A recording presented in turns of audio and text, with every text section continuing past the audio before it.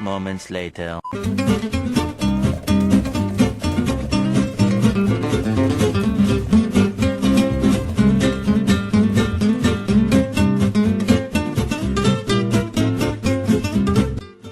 What do tea, energy drinks, chocolate, cola, and coffee have in common? They all contain caffeine, the most popular psychoactive drug in the world.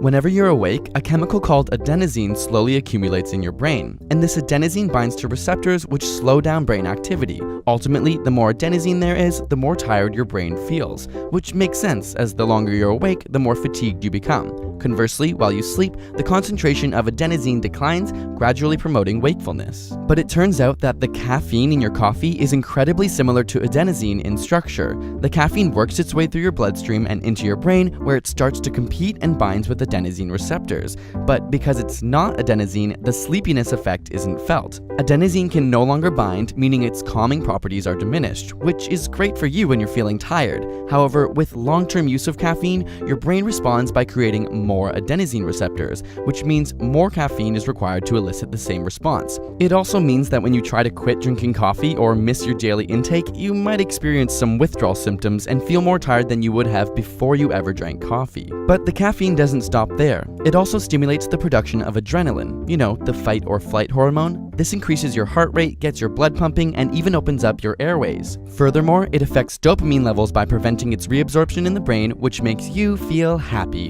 In fact, this is the exact same thing that cocaine does, just to a lesser degree. It's a drug after all. This dopamine stimulation is also the aspect of coffee that makes it moderately addictive.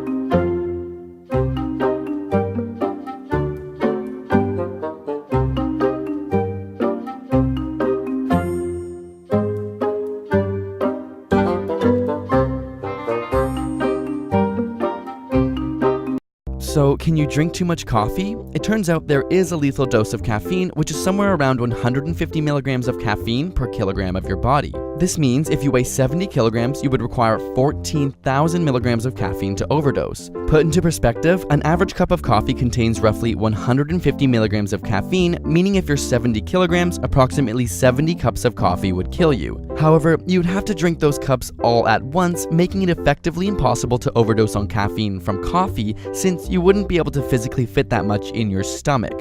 You would also start experiencing mania and hallucinations before getting to this point. Caffeine also has a half-life of around 6 hours, so if you drank a standard coffee with around 150 milligrams of caffeine, after about 6 hours there'll only be 75 milligrams left in your system and you'll be feeling half of the effect, and 6 hours after that you'll have 37.5 milligrams, leaving more room for adenosine to jump back into action, which is why you may reach for another cup throughout the day to maintain that glorious, alert, and energetic feeling. So drink up and enjoy the buzz while it lasts.